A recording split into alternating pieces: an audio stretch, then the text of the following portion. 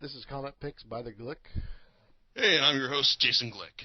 Good evening, Mr. Jason Glick. Hey, John. It's like, how you doing? I'm good. What's going on?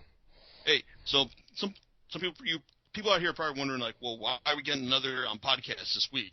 Well, basically, I'm calling, as you probably saw from the title, this is episode 65 and a half, or whatever the last one. Mm-hmm. Anyway, but this is because when I did my original podcast on global manga, well, since that time, like 3 of the series I talked about have had new entries. Have had new entries released over here. Now it's like originally I wanted to write them all up individually, but I just kept putting it off and just writing up other stuff.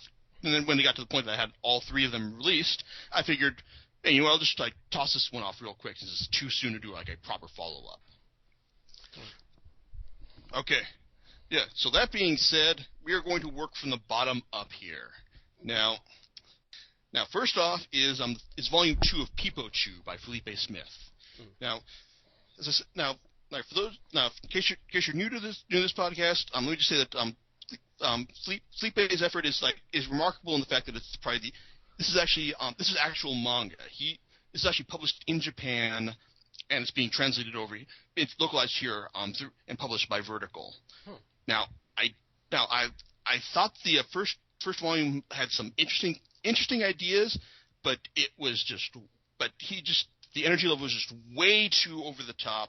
The characters were generally very unlikable, and I can't say that like this was the most entertaining thing I've read, but it had promise, and I wanted to see where it goes. Now, with Volume 2, it's a step in the right direction. Because now we've got Milton, the hapless otaku who is in Japan courtesy of Mr. Fate, the owner of his comic shop, who is also a deranged serial killer, and has been brought over here to Japan by the United States military to kill some Japanese yakuza and whatnot.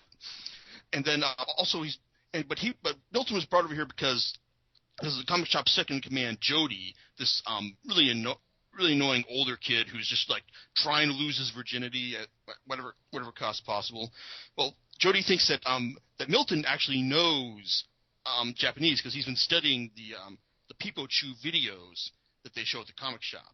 Well, unfortunately, like I said, it's the best parts about this volume that shows that Felipe's got some good, keen insights into the nature of the industry and fandom, and also it's got some nice culture clash moments. For instance, there's a nice bit where Jody and Milton wake up one morning in their apartment in their hotel room, and get their experience with the Japanese TV. And it's like they're just like, what the hell is this shit? And then like there's this old guy going around giving people the concho, like poking fingers up their butt, and it's like just like really ridiculous stuff like that. And then there's another scene where they go into the bathroom and they see the toilet, and it's like this ridiculous 2-page spread where you got this like gigantic tricked out like 21st century toilet here, complete with flight sticks and all. I mean, it's insane. And it's also funny to see like Jody, who's just like this really unlikable guy. Like I just can't really stand him that much at all. He has a Mr. Sparkle moment. Okay, now real quick, if you've never, there's an episode of The Simpsons where Homer sees his face on a Japanese box, and he's trying to figure out just why he's on there. It turns out Mr. Sparkle is a logo for this Japanese company. I think it's dish soap, isn't it? Yes. Yeah. Yeah, I was thinking something like that. And apparently, like at one point, Jody's like getting stopped on the street. I'm wondering like why are all these people taking pictures of me? Turns out his look is a dead ringer for this comedian called Beauty Judy, who's got a CD out called "Gay Is Okay." Essentially, she's kind of like hard gay in a kimono. Okay. Yeah, and but like, aside from those bits, there are also some like nice bits about the industry. It's like we find out that the secret origin of the Peepo Choo as a manga and as an anime. We see Peepo Choo's creator trying to sell his editor on how it's going to be like a revolutionary, like incredible mainstream success. It's going to redefine manga, and then we find out that, oh wow, not only did it not do that, it also ruined sales for the anthology was published in and got its editor demoted down to janitor. But turns out that some guy decided to make it into an anime anyway, just because they figured, hey, you know what, we can just see, maybe we can just like something this bizarre will achieve some sort of kind of cult success, you know. And then at this point, this company called Japatastic picks it up and publishes it in the U.S. Like talking about how it's the latest craze. Everyone's into the Peepo Choo lifestyle. It's like they're doing it's like people do the Peepo Choo dance. They live this anyway. And the promoter for this company is just like going all out, full out revival show type shenanigans here, and he's talking about, oh, this is such a great thing from Japan, like, and he's talking about how Japan is like the like holy land for all misunderstood geeks, because like, yeah, it's like like everything is better in Japan, like everyone in Japan like knows all your stuff and will act just like you. And then after he's done all this, he goes backstage, starts smoking up one of the lights up a cigar with a burning copy of one of the DVDs, saying, "This is great because this series we'll make millions out of this because this series is a failure in Japan anyway." So that's kind of funny, and it's also worth noting that Japatastic's booth bears a very strong resemblance to Tokyo Pops, who published Felipe's previous series MBQ, and apparently screwed over a lot of global manga pioneers or not pioneers, authors in their early days, thanks to some sketchy contracts. Yeah. That being said, the series is still way too over the top for its own good in terms of its energy and presentation, and the majority of its cast is still very unlikable. It's like I can't say I really cared for the gangster Morimoto, who just does not know the boundaries of respect or common sense. Like I'm looking forward to seeing him hopefully get his comeuppance in Volume 3. And I've talked about how I don't like Jody. It's like and then there's Milton, who, even though he finally understands like that Japan is not everything that's made out to be, I still can't like take him seriously as a character, because like I can't believe that someone would be stupid enough to not realize that people speak is not the same as Japanese. I mean, it just beggars belief, and it just kind of kneecaps his character right there. I do like Reiko, the big bosomed English language speaker, who is like very, very angry at all American men, mainly because while she loves trying to speak and learn English, she also every time she tries to do that in Japan, she winds up getting propositioned by the American speaker, because, well, she got them big old titties. So yeah. But the thing is, like, now the series is about her, I'd enjoy it more, mainly because like Felipe does actually do a good job of humanizing her, like beyond her angry bitch outside. But still, it's like I said, it's got problems, it's got potential. And I still think it was a good idea that whoever cut the series down from 5 volumes to 3 was very smart about it, because I don't think I could have taken 5 volumes of this. 3, well, let's see. I'm looking forward to seeing how it wraps up later this month. Yeah, not for everyone, but it's not without its perks. All right, next up is another series that actually did wrap up, and that's Nightschool by Svetlana Chmakova. Now, this is the story of Alex, it's like a young witch, or Weirn, as the series calls it. She her sister has disappeared, and she's done so in a way that no one remembers that she was ever alive in the first place.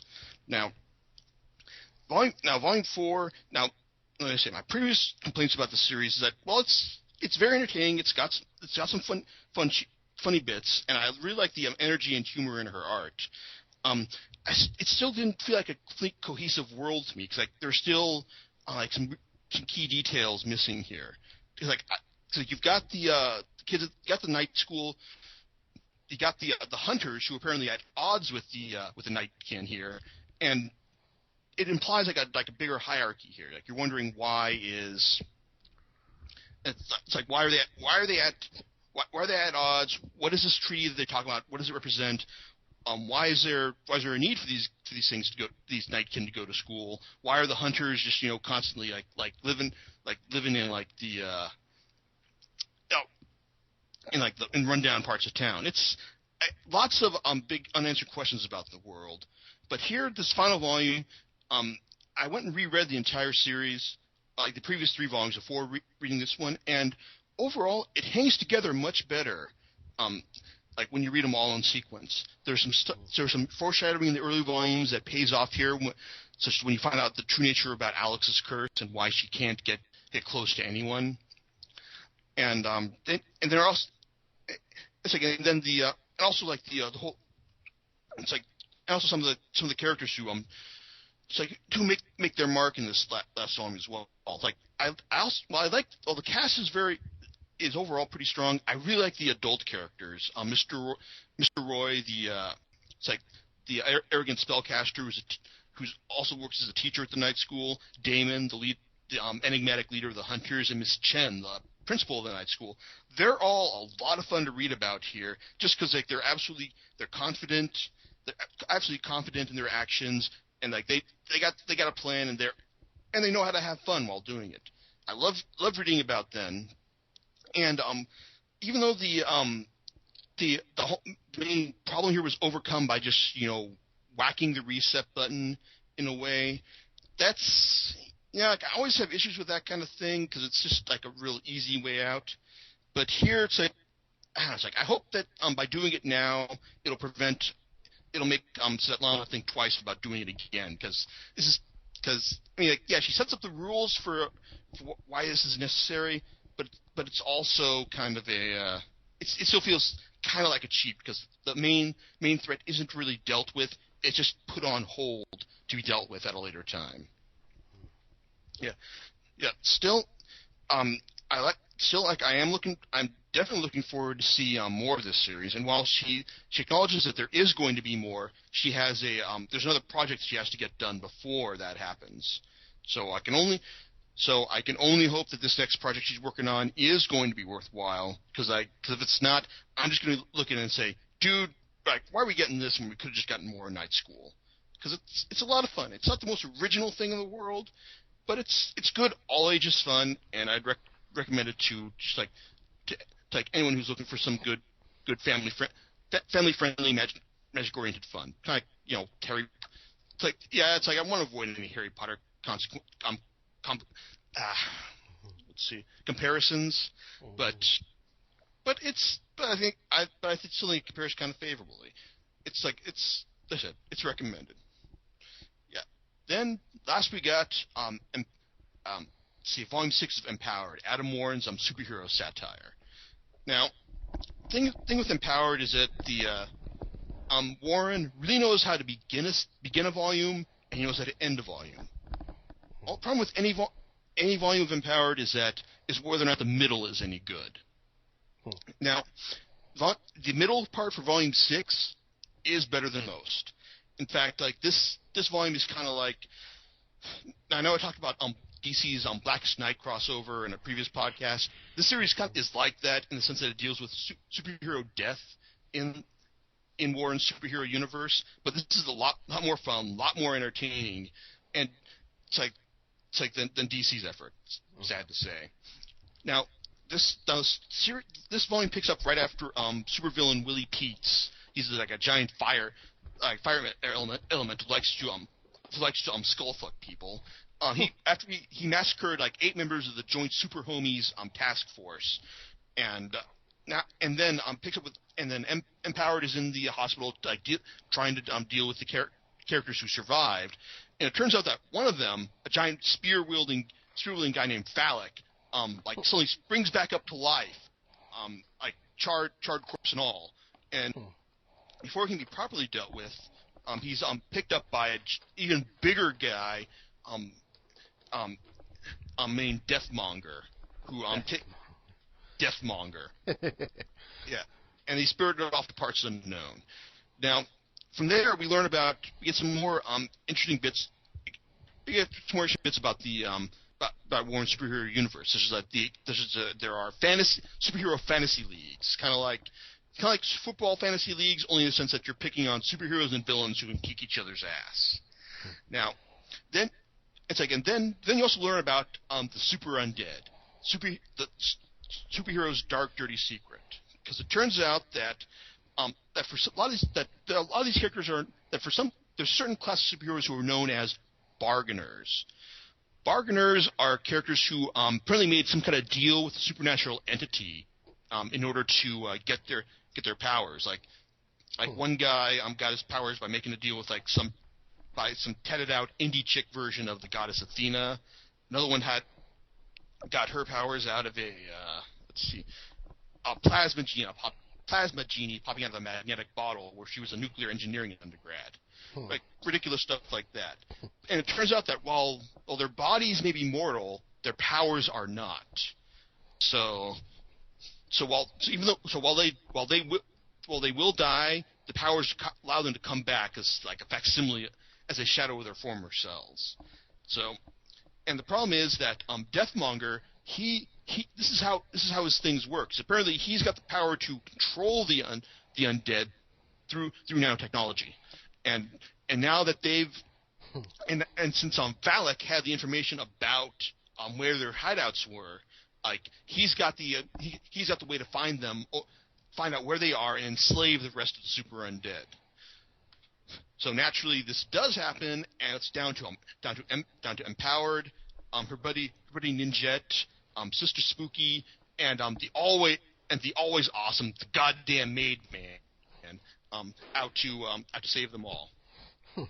Now, there's also a lot of good character moments sprinkled throughout the course of the series. Like Empowered and her boyfriend Thug Boy had this knockdown drag out fight after they realize that after they come back after the events of the last volume, and while it's neither of them is necessarily wrong for what they did, like you can say that he's not really angry at her because of what she did was how she went off to go and face Willie Pete. It's like they're like he's just concerned about the fact that he almost lost her right there, but then they get so violent to the point where she has to avoid the clingy monkey claws, where they have to just like stop for a moment and then just hug. So it's a nice believable couples moment they have right there. Then you get like Sister Spooky, who's completely wiped out by the death of her pseudo girlfriend Mindfuck in the last volume, and she's just like very spaced out and just like out of and in like some sort of trauma from the events. But then she finds out that things are possibly even much worse than that. Once the demon who gave her powers finds a way to communicate with her through the super undead. Then they also get like other bits like Thug Boy's brush with escape killing past at the funeral for the deceased super homies, getting Jet's realization that the ninja clan who almost kicked her ass at the end of Volume 3 is coming back for vengeance. And also we find out more about the goddamn Maid Man, who turns out that while he may be Batman in a maid outfit, he actually functions more like Moon Knight in the sense that he actually has a set of split personalities as well. And the other personality is apparently terrified of the fact that he goes out at night to fight crime dressed as a maid. Now, as much as I liked all this, and it still suffers some of the common problems of the previous volumes, such as the fact that Warren does write generally entertaining dialogue. He often writes too much of it. Like he'll just generally really overwritten, very over the top, and it's just like you kind of wish like he just cut things out by not a half, maybe like a third less words. Try to make like just kind of convey more information in less space, it'd be a much tighter product as well. But he also manages the rare feat of making profanity seem boring. Now, it's like, God knows I have no fucking problem at all with any kind of fucking profanity here, but Warren always blacks out all of the really bad epithets in the book, and I don't know if that's caused him to think that that he's not really swearing at all, but really it's like you look at this and it's a distracting visual thing. Like I don't know, it's like, Adam, if you're listening to this, I love your stuff, but next time you start writing this stuff, try saying all this stuff out loud and just see how it sounds, because it just gets to the point where just like if he decides to have no swearing at all in the next couple of volumes, I would not complain, because it's just it just wears on you after a while. So, and there's also like a bit where Empowered does her bit where she shills for fellow superhero and also Latina's set of anti-bondage videos, and we get some bits where that just qualifies too much information, where Empowered talks about the first time she was tied up and thrown in the back of a car. Like, I could have gone the rest of my life without reading about that, but oh well, it's done. Still, things finish off spectacularly in the last act, where they go to Deathmonger's lair and have their final throwdown with him. We also get, and Empowered also gets a genuinely superheroic moment as she saves the day, but even though she manages to pull this off, I get the feeling that we're kind of closing in on the end here, because like a lot of the plot threads, such as Thug Boys, Cape Killing Past catching up to him, the Ninjet's rival clan coming back to kill her, Sister Spooky's concern over what happened to Mindfuck in the afterlife. Like, a lot of this stuff is reaching to a head, and I wouldn't be surprised if this series decides to wrap up in the next 2 volumes. Because, like, I can see Volume 7 just being the nadir, like, the lowest point for all those involved, before we get to a triumphant climax in Volume 8, where it's like we get the big, mega happy ending that everyone in this series deserves. But, well, we'll see how that goes. Because, like, as much as I like this, I still also wish that we get back to getting a volume every 6 months, like we did for the first 4 volumes. That said, like, we might not even get it at the rate Adam's been cranking him out. We might not get a volume next year, and that just breaks my heart. So, yeah. So on one hand, like, yeah, I'm really looking forward to the next volume whenever it ships. So Adam and everyone else. Felipe, Savannah, keep up the good work. It's like you're doing your genre proud. Okay, yeah, and that's all I'd say for this week. We're back with a proper podcast next week, and also probably do my best to write up the conclusion for Peepo Choo when it ships later this month. Okay, on that note, I'm gonna go back and play some more Fallout. All right. Yeah, night everyone. All right, see you next time. Wait. Stop.